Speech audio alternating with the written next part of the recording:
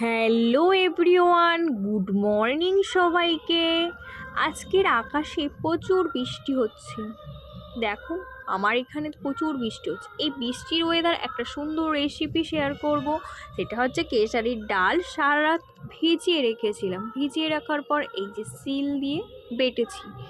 Butter পরে দেখো, এই যে আমার বাটা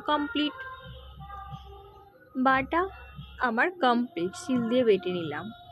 এর সাথে ছোট ছোট করে আলু কেটে দিয়েছি। তার সাথে কাঁচা লঙ্কা ছিল না, তার জন্য শুকনো লঙ্কা আমি কেটে দিয়েছি। এতে স্বাদটা আরও বেড়ে যায়। এই একদম ছোট ছোট করে আলুগুলো কাটবে। তোমাদের কাছে ধনে পাতা থাকলে তোমরা ধনে পাতা, পেঁয়াজ আরও কিছু দিতে পারো, অ্যাড করতে পারো। আমার কাছে এটা ছিল, সেটাই দিলাম।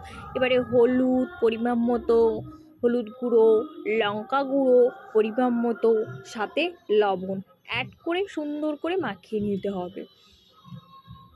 এই যে আমি মাখিয়ে নিলাম। দেখো, এবারে ভেজে তোমাদের সাথে একেবারে দেখাচ্ছি। এই দেখো, ভাজা হয়ে গেছে আমার।